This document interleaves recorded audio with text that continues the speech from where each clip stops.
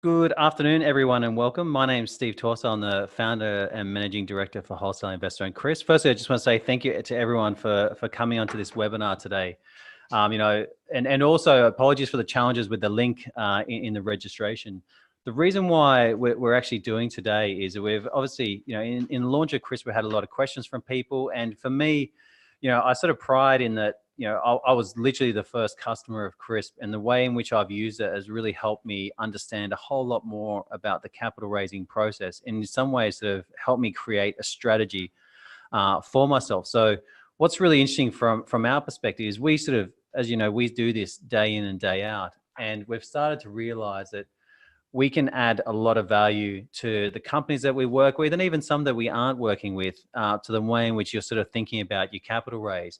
And for the CRIISP component, we realized some simple things that you can actually do that can make a massive difference in saving you time, saving you money, and also just improving the efficiency in the way in which you do things. So today, it's not just going to be me. I've got Patrick, who's our product manager for CRIISP, going to be going through basically the first step will be the setup of how to actually set up, going through the basic setup of a deal room.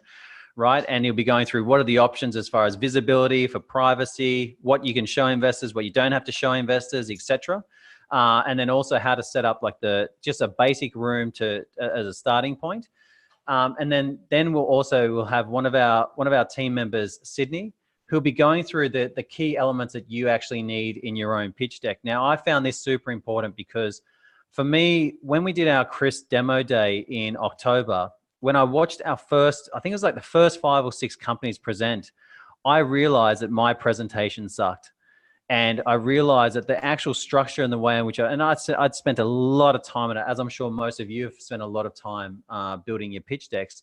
And part of this come from Sydney actually working with his clients on how they actually structure their presentations. So I've spent a lot of time redoing mine, and the difference it's made for me in how I actually explain WI, our opportunity, and so forth has been, quite dramatic. And I know we all, like from our perspective, we all love our own businesses. Our businesses are our babies, and if we can in any way help improve the way in which we communicate ourselves as an opportunity, that can make a massive difference in how much money we raise. So, and then after Sid, then it'll be on to me. I'll be a bit more boring than my two other colleagues, but I'll effectively be going through some of the things that I've done in my process, and really sort of step-by-step process. So don't expect this to be too exciting from my side. It's more very diligent in how I've actually worked through different phases of it. So on that note, over to you, Patrick.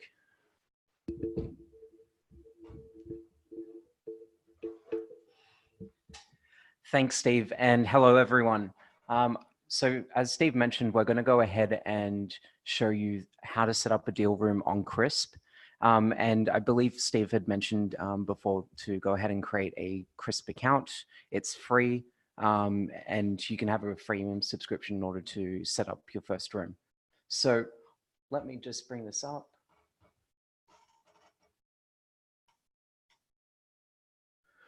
So on the right here, you can see the new room. When you go ahead and click that, you can pretty much start setting up your deal room. Now, typically we would recommend calling it your business name. So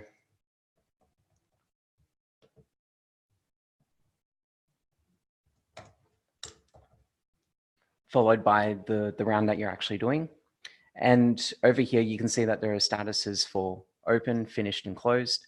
That's all aligned to your round, and whether you currently have it opened, if it's finished, but you still want to engage with investors, or closed, you don't, you just finished off the rounding and closed it off. In your application form type here, you've got a few options. Typically, I believe most of you will be using what's called an information memorandum digital form, as opposed to using the prospectus. And there's also an additional option for a custom form document. So if you're managing special purpose vehicles, or if you have other documents that you need to combine and send over to the investor, when they go through that transaction on CRIISP, they can actually receive those documents, sign them off, and then re-upload them straight onto the platform. So for this instance, we're going to select information memorandum, click next. Now you've got a few options for currencies. You can state whether or not it's Australian or US or which you prefer. Issue restrictions are typically when you only want to deal with sophisticated or wholesale investors. If you've got options for crowdsourced funding, you can say you're open to retail investors as well. The total raise amount, pretty self-explanatory. We'll set it for 100,000. And the raise so far is that even during your mid subscriptions, or you're currently going through your raise, you can use CRIISP at any point in time. So where it says raise so far, you could be mid subscription and put in the amount. So let's just do 5,000. And then with the price per share, I get a lot of questions regarding this. Effectively, it's how many people you're putting on your cap table, and your issuance of shares and how many shares you're issuing. So if you currently don't know what the price is, you can always work backwards and figure out how many investors you want to have made available from this new offering. So for this instance, we're going to do $1. And with oversubscription, that's if you are exceeding past the round, you can say yes or no. And then more importantly, with the minimum investment, you can specify what the minimum buy-in is. So we'll click next. And then as Steve mentioned with the privacy settings, let's say you haven't raised any money so far in your current round and no investor wants to be the first one to put their hat in the ring. You want to go ahead and just tick off the high total raised amount and hide invested so far, because then it'll still show what the shares are available if you want to do that too. But sometimes we just untick, we tick off all of them. And then when you have a CRIISP premium subscription, you can you get the additional option of listing onto the investor marketplace, which gives you additional functionality for you to list on the marketplace, be featured and be seen in front of a whole bunch of other investors for more organic growth. So we'll uncheck that for now. Click next. And then here, the good thing about CRIISP is that you specify the payment details. We don't take escrow.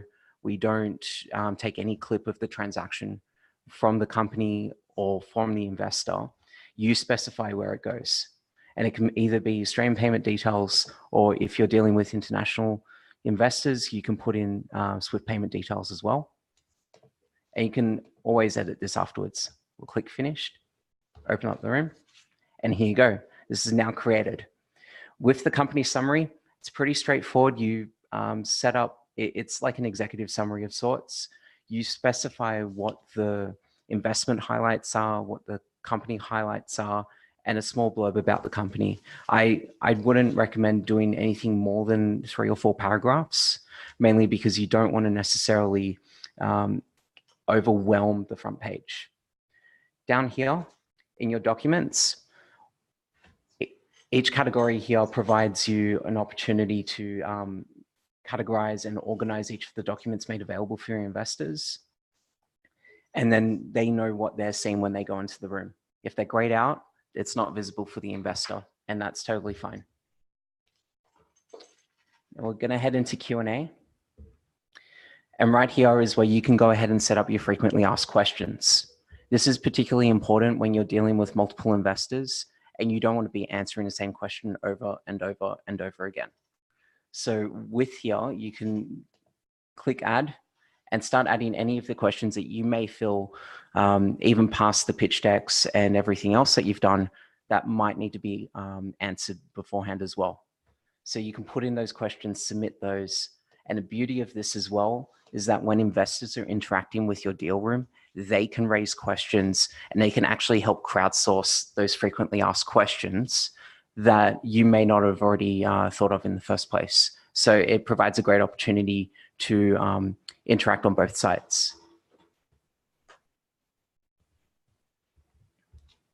And finally, in terms of getting started, if you're even starting on the freemium platform and you're wanting to share this with your current investor base, you can go ahead and start throwing email addresses to people that you're interacting with. And you can also, if you're doing your own emails out, you can go ahead and provide an URL link to have people go straight into the CRIISP room. So I hope that's helped. And if you've got any questions, please let me know. But I'm going to hand this over to Sid now. Thanks, Pat. Hi, guys. Just before we get started, I'm going to just start with a bit of a hard truth about exactly what we're going to go into today when it comes to presenting. So a lot of you will relate to this. As founders, it's very easy to become self-absorbed in the ventures we're bringing to the market. And often that level of understanding and confidence in your offering is a result of the countless hours of effort and learning you've undergone in order to get to where you are today.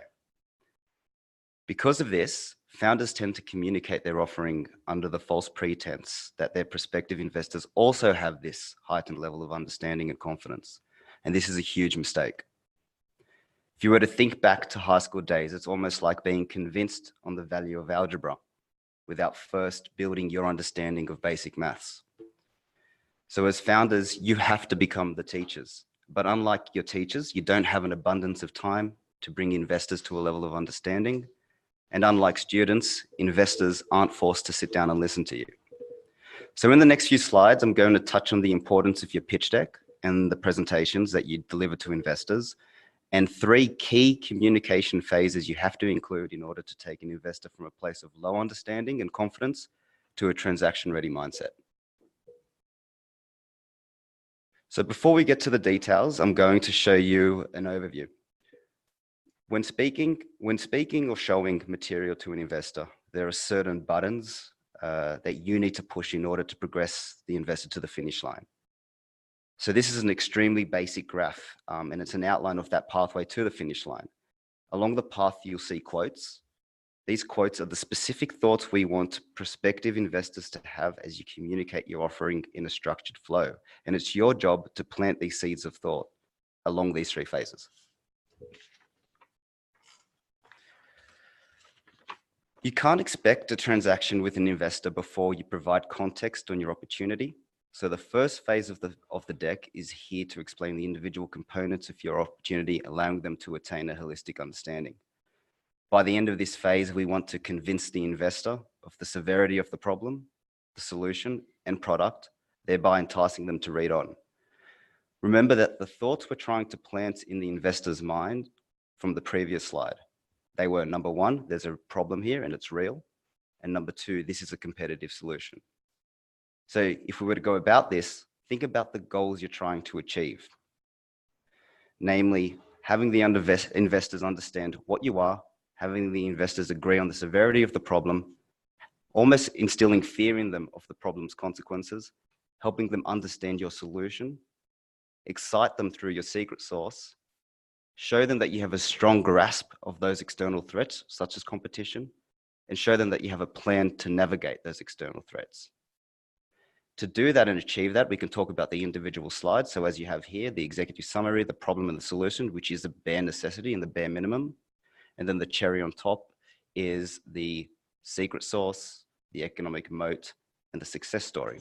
So to talk about, we'll start on the success story, for example, which is almost an element of social proof here. As founders selling your offering, and for those who have been in sales before, whenever you're selling to a prospect, they're always going to take your words at a discount because you are the salesperson. You have an innate bias. So to overcome that, and a very effective measure, an effective way of doing that is to organize social proof. So actually having either prospective or existing clients vouch for you is always a much more reassuring way to attract an investor. When it comes to an economic moat, what is it about your business that makes it that gives it long-term competitive edge, as well as in turn long-term profit? The economic moat really is what differentiates most opportunities from good to great, because it instills another level of confidence in investors that you have the long-term plan in mind and that you'll be able to easily navigate the external threats. So if we go to the next one. The second phase of the deck is all about financials and investment potential. You have convinced the investor on the product in phase 1. Now, the goal is to help the investor envision a pathway towards an attractive return on investment. The seeds of thought we're trying to plant in this section include: number one, I can see a pathway to a 10x return here on any money I put in. And number two, this team has a plan to make that happen. Let's look at the goals again. Investors understand the current status of the business. Investors understand the market potential. Investors understand why the timing is right. Investors understand the pathway for the next 12 to 24 months. They agree with you on your financial forecasts, and they understand how the business intends to make that money. And if we break that on an individual level again, for example, milestones. If we talk about the importance of milestones, if you outline your plan over the next 12 to 24 months with key events that, if achieved, will increase the value of your business, an investor will be that much more likely to invest in you, knowing that his money will, or his or her money will go directly into value-adding aspects of the business. And if we talk about name dropping, for example, a very strange slide to put in there. Obviously, you wouldn't name it name dropping, but name dropping itself, again, comes back to that social proof element, which acts even more confidence to either existing clients, potential partnerships, potential awards, potential industry bodies you're organized with as well. Anything that adds more credibility to your investment. So as we come into the final phase, I've actually split it into two parts, and there's a reason for that, because they're very different. So let's say at this stage with the investor, you've actually managed to elevate the investor's understanding and therefore confidence around your product, competitive edge, and of course, also helping them envision their return on investment. So you've covered that at this stage. At this point, they are in an excited state of mind if you've done that correctly. But you can't mistake that excitement for certainty. What do you think an investor's plan of action is after hearing your presentation? Over time, they'll go back and assess it. And what will happen is they'll formulate their own objections in their mind. And if these objections are unattended, it'll ultimately trump the short-term excitement that you've created. So a way to overcome this is by basically shooting yourself in the foot. Take them through a period of unusual honesty. To put it even simpler, outline all the key objections you know these investors will have and plaster it in front of them to see, and do the critical thinking for them. You don't leave it at that. For every risk and objection you outline, match it with an abundance of mitigation plans. The seeds of thought, again, they've thought this through. And number two, they have the ability to attract top talent and a depth of experience to take it to the next level. Now, regarding that second thought, don't be a faceless company. You should show off your team, and you should explain in detail what level of experience they bring, because at the end of the day, it's so much more reassuring that an investor is dedicating or distributing funds to a group of people that they have confidence in, especially when it comes to scaling this business and taking on the unforeseen hurdles that every startup founder runs into. Okay, now part two of the last phase. It's basically time for the deal. This is basically the final stretch of the finish line. The hard yards have been done, the context has been explained, the value in theory is strong, all thanks to the past two phases. Now all we need to do is tie the theory to the numbers and the milestones to the spending.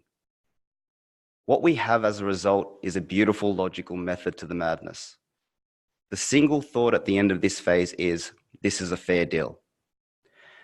When you get to the ask, which is basically how much you want in exchange for what, the key factor is justification. It doesn't need to be in the deck, but you should always be ready to justify your valuation with as much evidence or analytical application as possible. An investor also will most likely ignore your fairy tale forecasts in year one. What they're more interested in is what you intend to spend your money on in year one. It's a much greater indicator of success if funds are distributed to the right parts of your business. So how do you convince them that the funds that you will take on will be distributed to the right parts of your business? So if you go back to a couple of slides, we talked about milestones. Each milestones over whatever future period, again, should be outlining key events which will increase the value of your business. In the distribution of funds section outlined here, we can tie them exactly to each milestone in terms of the amount of money needed to hit these value-adding events. At the end of this, we can look back and say that what we've achieved is an effective transition in the prospective investor's mind. They've gone from a place of low understanding and confidence in what you do to a transaction-ready mindset. So I want to leave you guys with this. You've probably heard this over and over again. Without execution, all you have is an idea. By communicating your idea in the structure we've outlined just now, you will find something very interesting take place during the curation of your material. You'll actually be further convincing yourself more than anyone else that you've outlined a commercially viable pathway to success. You've defined clear goals along the way and confirmed the value of the venture you're trying to build. Now that you know the theory behind enticing investors, what we'll do now is we'll hand this over to Steve. Steve will basically explain how none of this matters at all if you don't have the right infrastructure and communication channels to capture, nurture, and execute on the interests that we've just created. Thanks very much, Sydney. Okay, so I hope that sort of gives a good foundation for the start. And just so you know, that structure that Sydney sort of worked on was really helpful for me. And effectively, where I got to sort of know it was basically when I was sitting at the CRIISP demo day. As you guys know, if you were at that event, you would have seen that I actually hosted it. And what was interesting is I was sitting there, I just realized how bad my presentation was in comparison to our clients. So I went to work again on my presentation, and it's hard to explain the difference that I've made sort of in that time. Now, Patrick's just setting up my presentation here, but I'll just sort of kick off the starting points in that. The first, effectively, the topics I'm going to be going through with mine, and said the goal for us is we want to finish at 1 o'clock. So hopefully I can get through everything by then. So the first steps that we're going to be going through, I'm just going to give a brief overview again, which some of you would have seen on the 7 steps for raising money, right? So, okay, so 7 steps for raising capital. Then I'm going to be going through the CRIISP setup, and specifically my setup. Then we're going to be going through the pitch deck requirements, the FAQ setup, the engagement and announcements. Obviously that's what they've gone through. The 7 investor psychological factors, and then the 8 common mistakes, right? So they're the things I'm going to be covering on mine. This sort of stuff I've actually been through in my previous capital raising workshop that I did 2 weeks ago. I will be going through these, but a little bit more in depth and very specific to how I've been using it for my room. And just so you know, what's really funny from my perspective is I know there's investors that are interested in WI that are actually on this call looking at it. So it said for me, all I want to do, and everything that we've thought about from Pat's conversation to Sid's conversation, is how do we make this as simple, efficient, and easy as possible for companies and investors and industry to collaborate with each other. We realize how much money is wasted, and we realize how much time is wasted in the capital raising process. That, said if we can provide any sort of value add to save that, that's really what we're going for. Okay, so and then obviously going through these parts. So let's go through the first part. Now, this is the preface that I want to have for this as a discussion. The first one is basically who is the actual investor community. And to me, this is important because when people come to us trying to look for, said, oh, we want to speak to high net worth investors, they immediately assume that investors are going to be putting like $500,000, $1 million plus into their investment. Now, what I'm showing you on this screen right now is exactly what we see every day, but this is the data from our most recent survey, right? So although we see it, until you actually see the data, it's sometimes hard to communicate. And if you can actually understand, when you want to see the makeup of the type of investors, what you really start to understand is the majority of them are private and sophisticated investors that are looking at opportunities. Now, the sector stuff, that's sort of individual to all of you. The part I want to highlight is that the typical first investment and then the investment capacity following the initial investment. What people don't realize, and I said we see this all the time, 78% of people have said have put themselves in the category that their first typical investment into a company, no matter their wealth, is typically between 0 to 250K. Now, I've been seeing this for what, 7, 8 years? But it said until we actually ask that question and put in this context, knowing the exact stats was very, very helpful.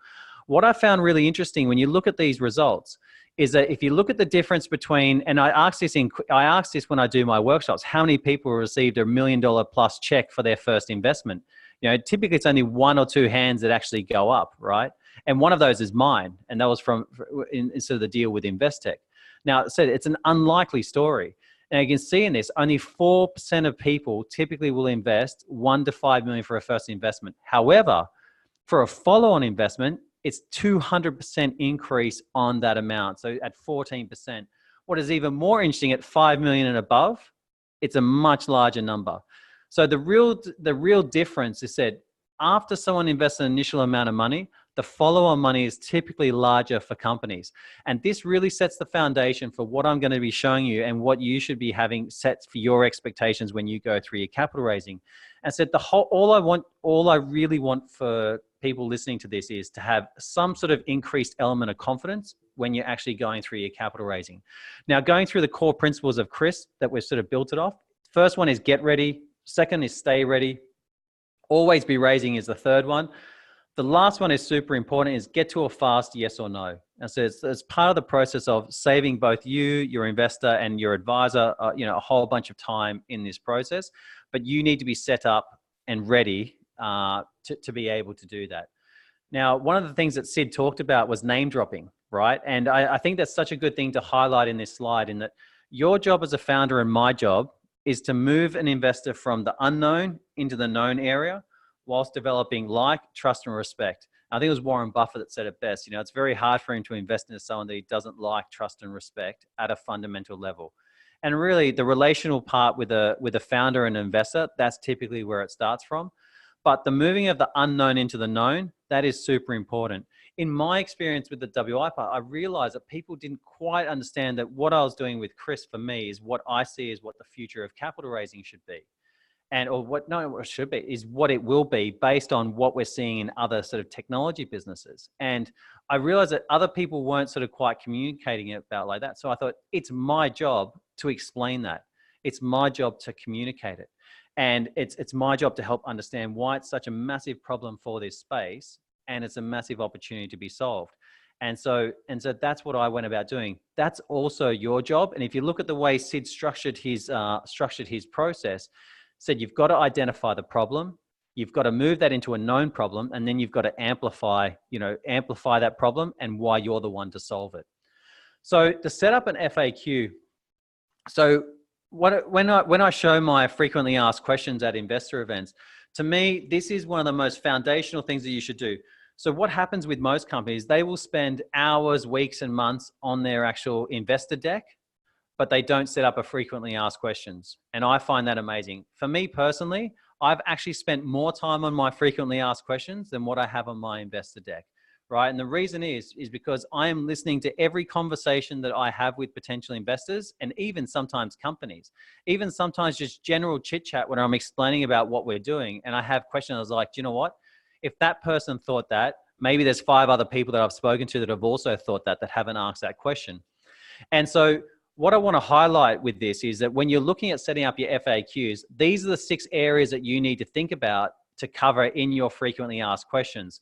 So when I show it at events, people are taking photos of my FAQs. It's really how I developed this is basically watching the interaction with my own deal room. Because effectively, before I was personally using CRIISP, I was no different to everyone else in flying blind with my own capital raising, right? So the first thing you need to look at is valuation. And you'll see this, and I'll show you my deal room in a second, and I'll show you what are the most clicked on questions so you get a bit of a reference. Business model growth and scaling, exactly what Sid was talking about, size of opportunity, all the stuff that Sid covered, right? Really, you're also covering in your FAQ. And you think to yourself, well, isn't that covered in my deck? You can't communicate as much in your deck as what you can in your FAQs. And the reality is you have to communicate it like you would actually speak it to a potential investor, right? Because I said, when I realized this for myself, if you get this right, and as a founder, you're going to be raising money for years. There's actually someone in the room who's a client of us that worked with us for years. He could have literally saved himself weeks and months of his life, by having those questions answered up front, because you end up answering the exact same questions over and over. Now, if you look at my setup, look at so if you look on the left-hand side, you'll see and obviously, unfortunately, I didn't get this implemented right at the start, but you can see over recent times, what's been the most clicked on questions. So what happens with CRIISP is the most clicked on questions move to the top of the order, right? So you can see that the most clicked on question from my side is, if companies are only paying $2,400 per year to use CRIISP, what are the other additional revenue opportunities? How can you scale? All that sort of stuff. Right? So the first thing that they're questioning is the business model, right? What's number 2? Valuation, and then references for that valuation. So if you look at 1 and 2, they're absolutely covered in the top 2 questions that are being clicked on by investors, right? And then also, what's number 4, right? Size of how can WI succeed in international markets? Because the question I've got to answer is, what is the size of the opportunity? Right? Obviously, everyone knows people don't realize that 25% of the revenue for WI actually comes outside of Australia from international. So how can we succeed in those international markets?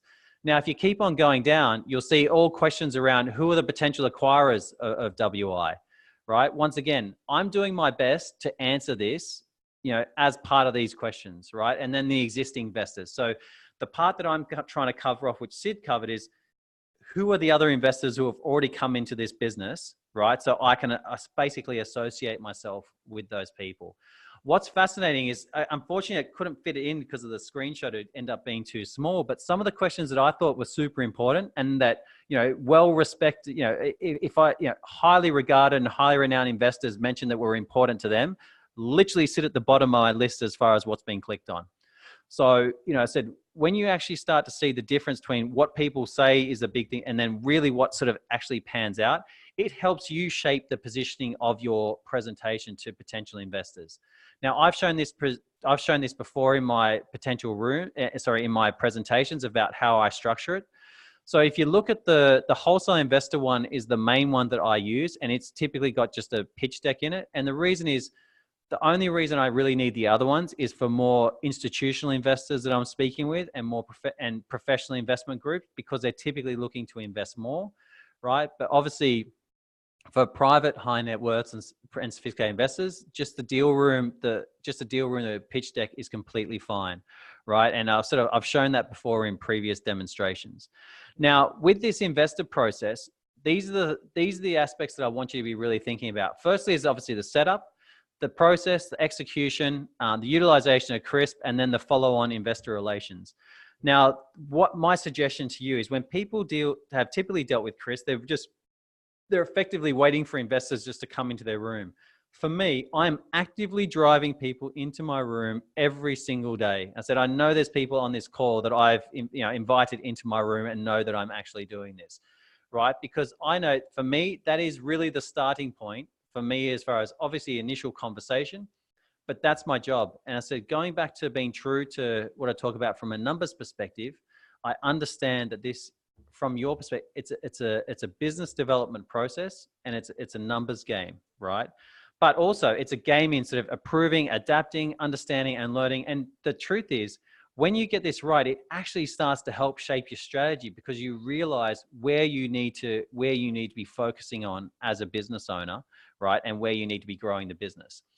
Okay, so here's a simple thing. So I've gone through the setup process. Okay, so actually inviting an investor to a deal room. Now, for me, this is a type of email that I would send to an existing investor, inviting them to come and check out the room for my current raise.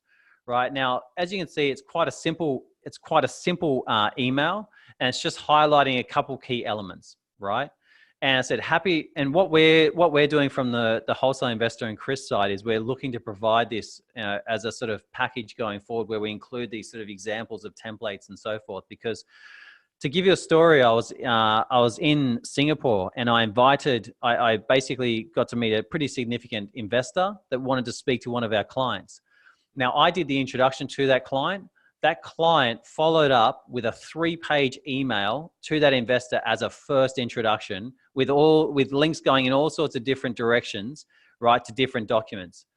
Now, for me, as soon as I read that email, I was absolutely cringing, right? Because there's far too much information to send to an investor.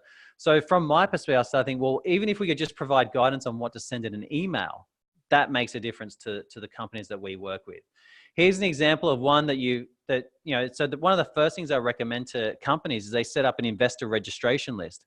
So everyone that's previously registered interest in your company, I don't care how long ago it was, invite them, put them on that list and invite them to keep updated with what's happening with your company.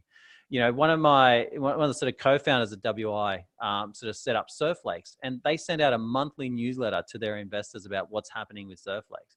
Now, for me, that's difficult from a time perspective, but that gives you an idea as far as how often they're communicating. But if you can see this, it's fairly straightforward, right? It's just a very simple invitation, and it points them in the direction of where they actually need to go. And all I do is I just insert my deal room link, and invite them to the room. Okay. So the part that everyone always likes to talk to us about is this part: how to actually attract and how to actually discover investors. So step one. Now, if you notice down the bottom of height, you should start building this list out 6 months from when you plan to raise capital, right? Now, if you're already raising capital, you've obviously got to have a bit more of an aggressive approach to this and get started on that now. But I'm saying in an ideal world, you're setting this out from 6 months out that you're actually thinking about your capital raise, which is, let's say for right now, even if you're thinking about raising capital in April, May next year, you're putting this list together right now and you're kicking off this process. So firstly, you're building a registration list of interest, right? And that's people that you've spoken to in the past, right? They've expressed some form of interest. You're putting them onto a list and you're using something like, you're using some sort of service to sort of communicate and update to them. This will be, just so you know, we will have this feature available in CRIISP shortly. So that you're speaking to your board and advisor networks. So typically your board will have potential investors that are relevant to you. And also it could be your corporate advisor or people that are just advising you in general that could be relevant to you. Suppliers and customers, right? So in our case, a long time sort of lawyer of ours also become a shareholder. And I've also had the situation where a customer has also become a shareholder. And I've also had the situation where an investor into one of our clients, on a few cases, investor into our clients has also become a potential shareholder, right? Existing networks and networks of friends. For me personally, I don't touch networks of friends. Not a big fan of that in any way, shape or form. I know other people have different networks and that has proven to be a sort of fair ground for them to operate in. But existing networks are also another starting point. Now, does this mean you're walking up to them saying, look, I'm raising money for this business. Are you interested? No. It's about having simple conversations with people about what you're doing and then getting them to ask you the question, will you be raising money for this, right? Because if you can do that, if you can extract that level, then all of a sudden they've invited the opportunity. And that's effectively where you want to get to. You don't want to be pushing your capital raise down people's throats, right? 6 months out from when you start. It's more about seeding interest, gathering questions, and then having to say, well, I would be interested in that. Or I'd be interested in chatting more about that at the right time, right? Because that's really about setting the right platform for a proper relationship with the person and also letting them express their interest rather than you pushing your thoughts and focus down to them. So at a next step, and this is still in the pre-launch phase, right? So the first one said you're inviting your board and shareholders first. Right? So this is the actual, the participation in the round. So before you launch your round, you are actually effectively you are raising money. You're at pre-launch, you are raising money. And if you notice what brokers do when they go through an IPO process, is they're typically trying to get as much of the raise done as possible before they actually go into open up the IPO, right? And they're typically doing that through their existing networks first. They're doing that through their existing registrations of interest. And what they're doing is they're providing them an early look into the opportunity, right? And this is still within that sort of time frame, but what they're doing is they're doing that in a 30 to 60-day window. So let's say you provide yourself a 6-month gap and you're looking to do this in, let's say, April, May next year. They start providing that look into the opportunity around February, March, right? And they're doing that through existing networks. And also one thing I didn't highlight is that, going back before, is that, you should. So one of the things amazing about people is that, obviously we deal with a lot of companies that do promote their services or promote their opportunities through us, right? Through our services. Use it. Actually allocate a budget for promoting your capital raise. So it's very hard to sell a secret. I was recently at a conference, a private equity conference, and even GPs of large funds are talking about how hard how much harder they have to work to raise money now. And he had the best line, two things. He said, one, he said, it's really hard to sell when you're invisible. It's really hard to raise money when you're invisible. The second thing he said is that as a GP in these days, you should be doing one of two things, either raising capital or raising friends. And I thought that was the best line. Okay, so existing registrations of interest, existing networks, you should be planning the timings around when you're going to be participating in different conference, roadshow activities, industry events, running different, it could be demonstrations or whatever it may be that could facilitate your capital raise. So you should be setting that up. Okay, so provide a 30 to 60 day window for that.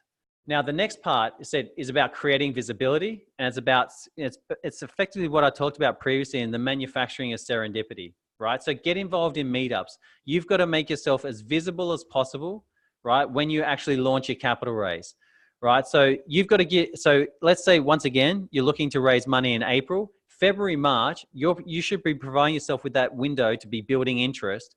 And your goal is to have at least 50% of your capital raise complete, or at least indications for that before you start, right? Now, everything can go wrong when you actually launch, but that's your goal. That's where you want to get to, is have 50% of the raise complete before you actually launch. So being involved in pitch competition, being involved in conferences, showcase presentations, getting yourself media attention. One thing I'll highlight to everyone, do not bother getting media for your business unless you are raising money, right? Because otherwise you've got no way to channel that interest for actual real value to, like, it's a great warm fuzzy seeing yourself in media, but unless you're raising money, what are you going to do with that interest? Obviously you can convert it into potential trade deals and so forth, but really the best way to leverage from it is obviously raising money. And I said, I've seen that work incredibly well with companies that we've dealt with in the past. And in fact, some of the examples of companies, I saw a promotion today, someone like Car Next Door. Someone like Car Next Door has obviously raised a substantial amount of money. The beautiful thing about working with someone like them is that because of their visibility, when investors actually see them, they're already sort of known to them.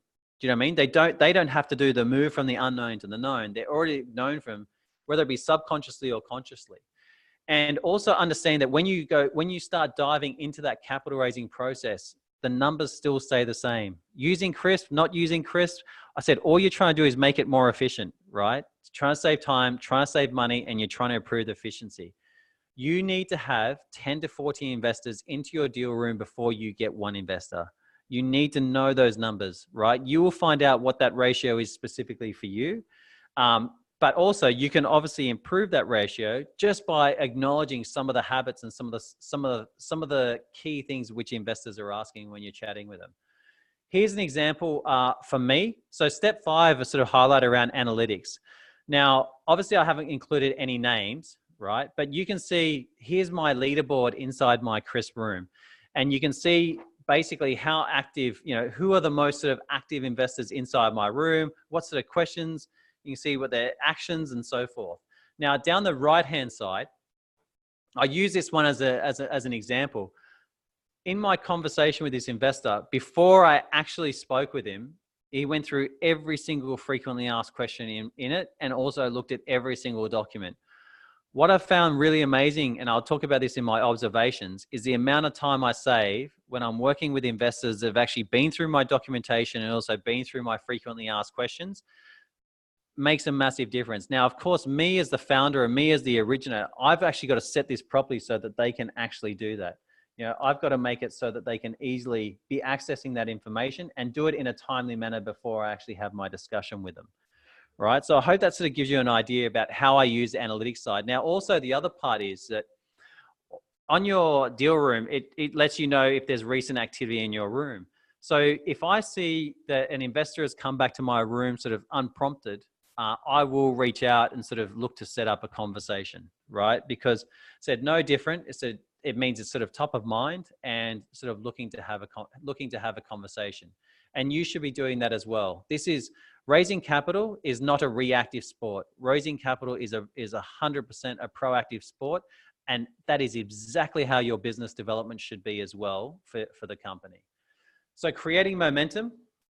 Okay, so now that you're actually raising money, you've launched your offer, you've got to start inviting people to your deal room. You've got to invite them for one-on-one conversations. You've got to invite them for webinars, invite them for boardroom meetings, provide updates on the progress. This is all time, like you've got to plan this as part of it. Open your capital raise for a 60-day period, right? But in that 60-day period, you need to be working as hard as possible across all these different fronts. It could be product demonstrations, whether it be dedicated webinars on your investment, that's completely fine. Said in my specific case, I mentioned that we've had now sort of investors come on board from 5 different countries. I think that's right. Yes, 5 different countries. And you know, I said, I can't meet every single one. So that's where webinars, one-on-one conversations become really helpful. And also said, I see it worked very well. It's very time tested and proven, the invitation of a boardroom meeting or a boardroom lunch. You know, I know when most companies do them, they find it really hard to attract people to it. But if you've got enough interest, then look to do that, because it does make a difference in sort of helping sort of build momentum into your capital raise. And the other part is make sure you keep on providing updates on the progress of the raise, but also with the business as well. So here in the next couple of slides, I'm going to give you some examples of deal room invitations and meeting setups, as well as sort of message requests. What I found, anyway, I'll show them through to you. Okay, so here's one where the one that's sort of highlighted green, this is where I've had an investor request access to my deal room and I didn't know who they were. So I've set myself up to experience what a normal client of CRIISP would experience, right? So basically my first reply back to Andrew wasn't, who are you? My first reply was, this was my first reply back saying, you know, thanks for the interest in WI. You know, just please let me know, is the interest from you as a private investor or as an investment group? And I'm just literally asking that because I want to sort of start a conversation. If you look at on the right and at the bottom, they're typically what I would include in an email to an investor. Now the reason why I put these here is because what I don't want people doing is sending 3-page emails as a starting point, right? My objective, if you look at the emails, I'm looking to do one of 2 things. I'm looking to set up a time, and I highlight this, a brief introductory discussion, and I highlight brief. I should actually underline and bold that so that's really clear and put it in a different size, right? I just want to set up a time, but also I'm highlighting that once we set up a time, I will be providing access to my deal room. And that's important because, you know, I said, the idea is, my idea is to not just send everyone access to my deal room and with no sort of conversation afterwards, because that's not strategically right.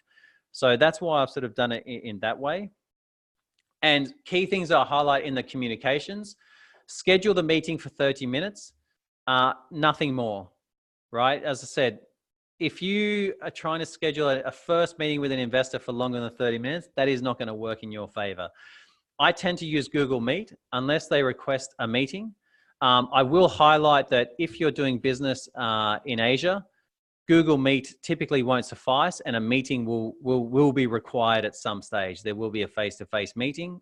For working with Australian sort of high net worths, I found, you know, most people sort of typically will do it over a webinar, do it over a video meet. The other thing I'll highlight, if the person I'm speaking with has their video on that Google Meet, I will have my video on as well. So make sure that you're sort of setting that you're in a location where it's suitable to have a video on. I said I've done them in sort of places where I've had my phone on, and, you know, anyway, but that's my recommendation. And you do not go over the allocated time frame for it. So if the meeting is for 30 minutes, do not go over that 30 minutes. I've made that mistake once, and I promised myself I was never going to do that. 30 minutes, that's it. At 30 minutes, they look, appreciate time. So I know you may have more questions and so forth, but happy to schedule another time if you'd like to ask, etc. Okay, investor relations. Okay, I won't go through this. My team at WI, they send through this to every client, but here's some of the things you can actually talk about in your investor relations and your communications with investors, all right? And obviously we want to make this available to everyone to use sort of for their discussions, but really simply, these are the stuff that you can make announcements about while you're actually raising money.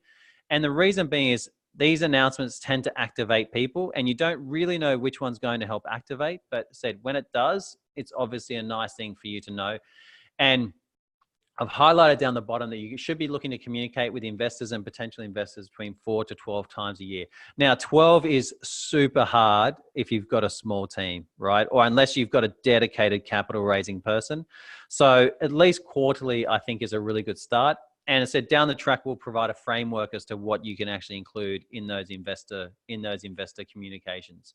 But you know, there's some high level points, but the actual structure on it, because I know if you've got a structure to work within, it's easier for you as a founder to do it. Okay, so follow up. This is always an interesting one.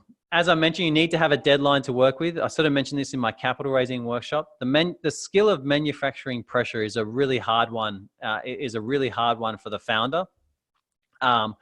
When I've worked with deal makers, that is legitimately one of the best skills that they can actually bring to the table, and is the way in that which they get people working towards a deadline. And that's really important.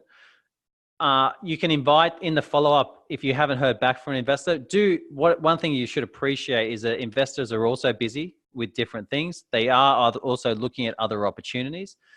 So I recommend the follow-up, you invite them to have a session to answer any questions they may have, or you could invite them to a webinar as a second stage. But effectively, my suggestion to you is just be diligent in the follow-up, but also be super polite. Be polite, be diligent, and be respectful for the investor. And as I said, there's a fine line between an investor not responding and an investor not being busy.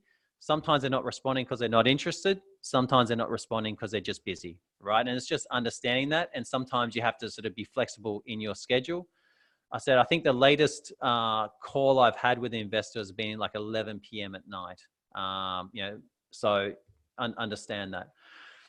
This is my basic lessons that I've had during my process. Is the first one is the more a potential investor looks at your deal room and your FAQs, the less time you're likely to spend on phone calls and meetings.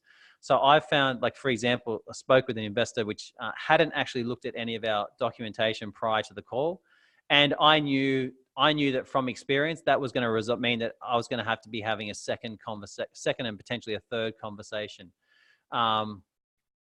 Other times I've spoken with investors that have literally gone through every document, every FAQ, and I find that the conversation time is anywhere between sort of, 7.5 minutes up to 30 minutes, typically around about sort of 15 to 20. But obviously from my perspective, my time schedule, if you're speaking with 100 investors a year, that's a lot of time that you're going to save sort of in conversations.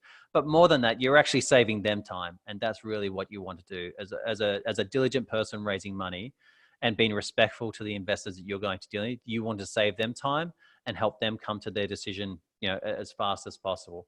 Be communicative as far as updates and so forth. And also, you need to keep reminding yourself that it is just a sales and marketing process. Now, the reason why I say that, and this is for the investors that are on the call as well, the reason I say that is because one of the biggest frustrations that we have is founders get so passionate and personal about this area is that they take rejection personally. And, that's something that's really difficult and you can't afford to do. The psychological process, I've gone through this before, but I'll sort of just leave it up there now.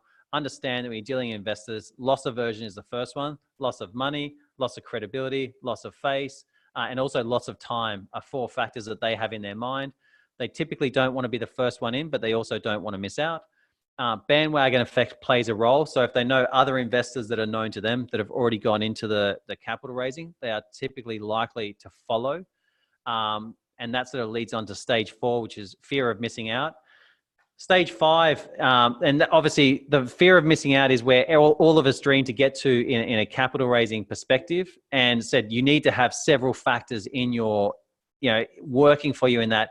A lot of it's timing, a lot of it's sector interest, a lot of it's your existing networks, how much hype, how much buzz you be able to create about your opportunity, etc. Step 5, literally had a conversation with the investor last night that highlighted that when they're looking at opportunities, they themselves are trying to analyze how they can get a sort of 5x to 10x uplift. And then the last one, and it's funny, it comes across in our investor survey, but the impending uplift or exit. So it's really funny. If you think about those last 2, the 5x to 10x really highlights that why investors are now currently interested in seed level sort of opportunities.